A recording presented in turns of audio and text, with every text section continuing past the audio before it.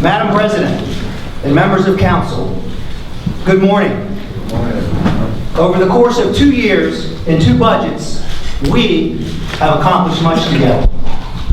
We demonstrated to the people of Jacksonville that we work for them and that we get things done.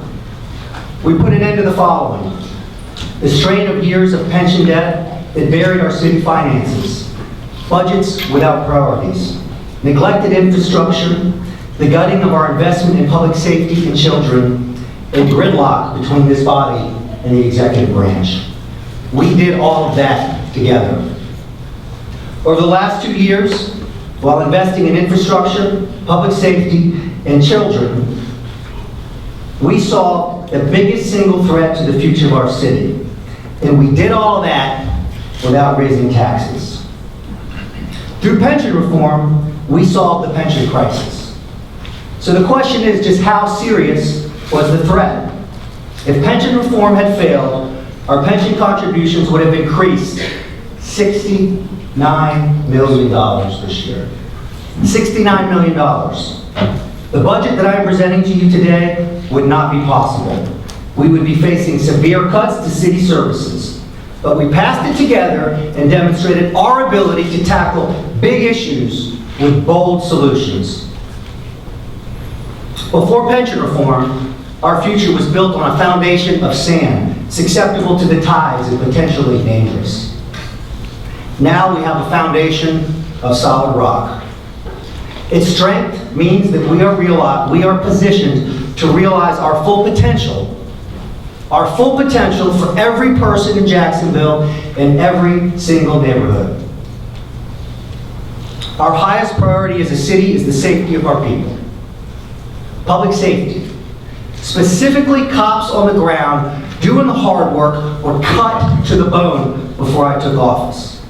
To be exact, the previous administration took 147 police off the streets and community service officers were completely eliminated. The effects of those cuts have been tragic. That's why I promised to restore those cuts and bring back the community service officers. In my first 2 years, we, as a body, added 80 cops and 80 community service officers.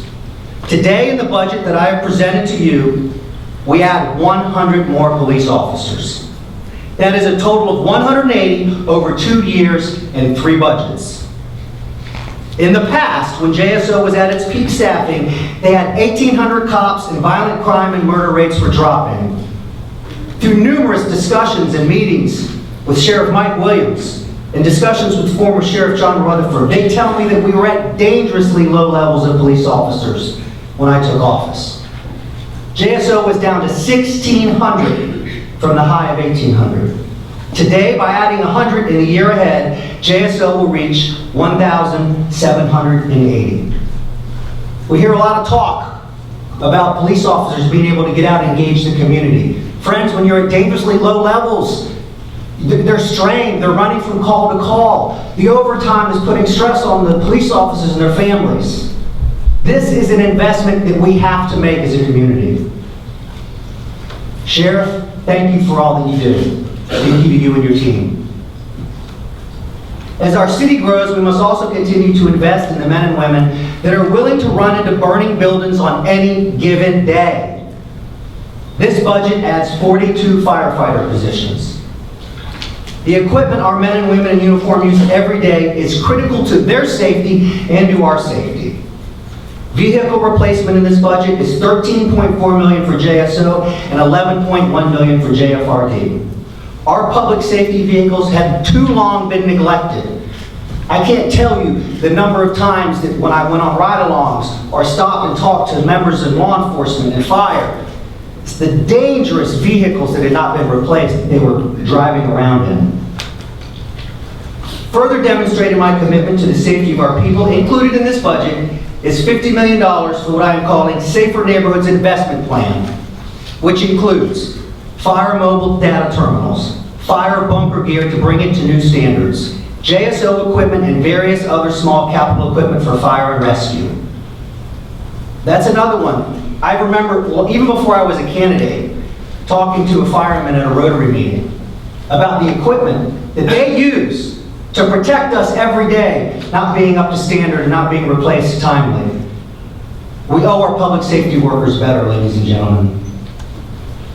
$12 million to build an adequate primary and backup 911 call system to better serve our growing community. The primary facility will remain downtown, and the backup will be built next to a new fire station at Cecil Field. And because public safety includes a commitment to young people in communities in need, the Safer Neighborhoods Investment Plan has $8.4 million for the historical Edward Waters College. A place that has history and has become a beacon of light for this community, and it needs to shine every single brighter so kids know there's a better way forward. The drowning of one child in our city is one too many.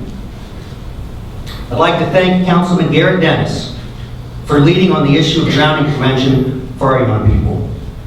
The Safer Neighborhoods Investment Program includes the Mayor's Splash Squad, which will retrofit 5 community pools for $1 million. 7 pools will be available for year-round drowning prevention lessons for all children and youth for this citywide program. It is anticipated 12,000 children can take drowning prevention lessons over a 3-year period. In addition, the budget includes $228,000 for additional lifeguard services at Huguenot and Hannah Parks, as well as an additional $30,000 for increased wages for all lifeguards in 34 city pools. Councilman Dennis, thank you for leading on this issue.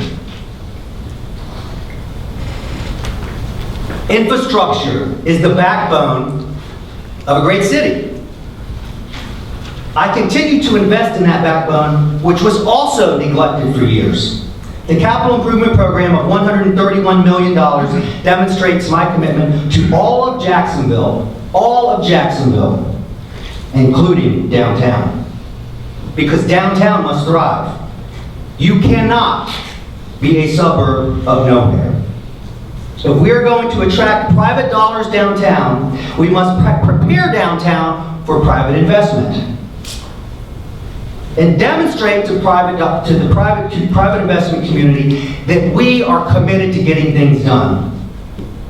This CIP includes $8 million to demolish and prepare the old courthouse and old city hall for development. We're serious about getting things done. $1 million for downtown landscaping and lighting, $600,000 for the Snyder Memorial Church interior renovation, and $8 million for the Liberty Street final installment.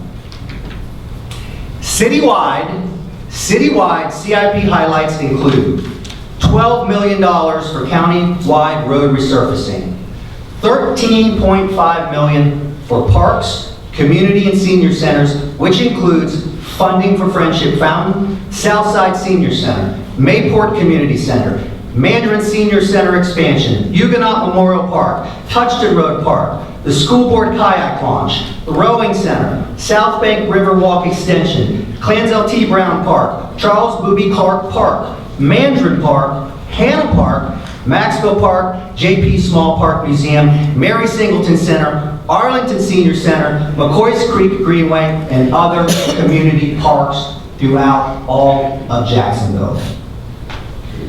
Other CIP is as follows. Ash remediation of $4 million. $2.6 million for ADA compliance for citywide public buildings, $24 million for new sidewalk repairs, and ADA sidewalk compliance. In total, since entering office, approximately $48 million of sidewalk work has been appropriated or proposed for appropriation. $10 million for stormwater capital improvement program, $4.5 million for solid waste capital improvement program. While infrastructure is our backbone, our people, our children, are the heartbeat of Jacksonville, Florida. My experience in neighborhoods and what with many they call at risk, I'm calling at-home kids that I've met with, that I've hosted in my office and listened to, has taught me that we have kids that are destined to fall through the cracks if we don't step in. Like the 10-year-old little boy on the campaign that told me he just saw his friend get shot. Or the young men that Pastor Guns and Pastor Newman brought into my office, met with myself and the sheriff numerous times, to hear how some of those young men had to make decisions about whether they were going to go to school or try to figure out how to help feed their brothers and their sisters and their families. Or the kids from Lake High, the evac movement that many of you have heard of. Kids that have seen it all. Young men that have seen their relatives incarcerated, that have seen people shot. Young men that are now getting an education and leading this community and pursuing their hopes and dreams and opportunities. My experience has taught me that we cannot let these kids slip through the cracks. The Jacksonville Children's Commission has a long history of serving many of those children along with the Jacksonville Journey. The Journey was all but defunded prior to me taking office. And consistent with my commitment to Ad Hoc Kids, the last two budgets, my first two budgets presented to this body, invested in the Journey. Now, I've been clear in recent weeks stating that I believe the JCC and the Journey need to be reformed with a singular focus on kids that have the highest need.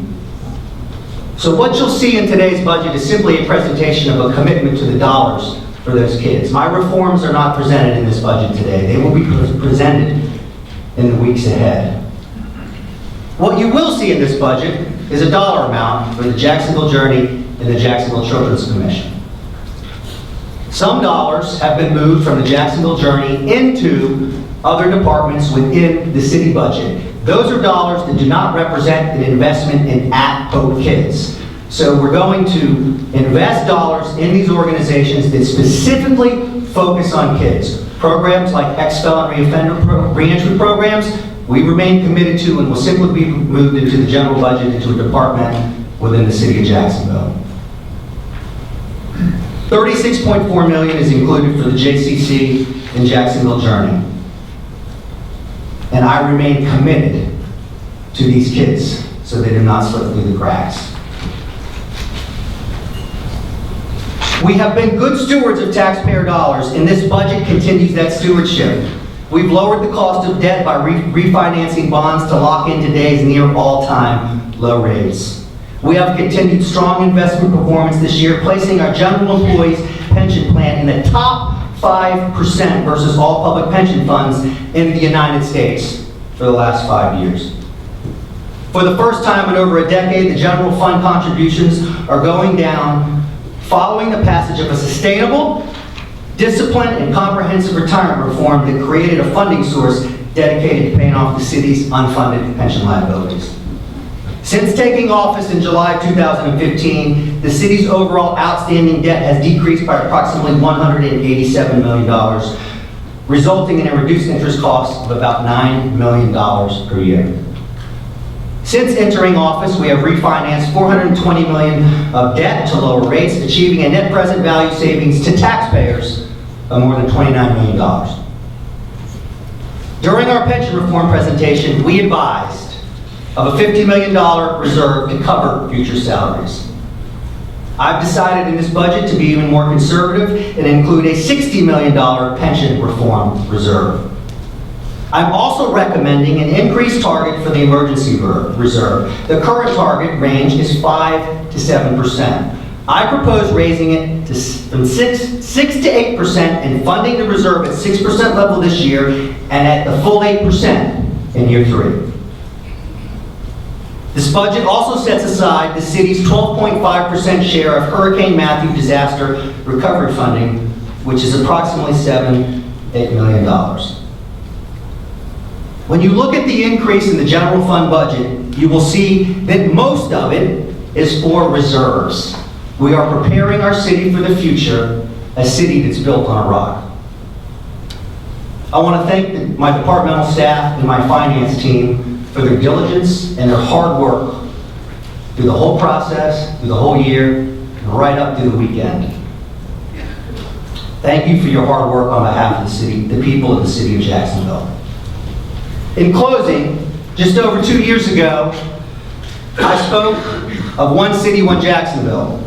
The sheriff and I were sworn in together under that theme. where Pastor John Guns talked about the critics and the cynics of one city, one Jacksonville. And since I've talked about that ideal, and I remain committed to that ideal, and to the critics and the cynics, we are not going to stop. And I know that the people of Jacksonville are feeling this, because when I'm in neighborhoods, when I'm out talking to people, they know that this administration and this city council is committed to every neighborhood, even though we have finite resources.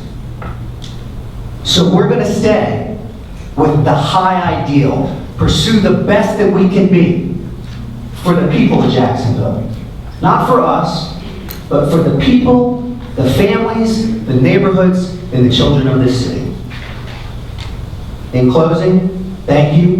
One city, one Jacksonville.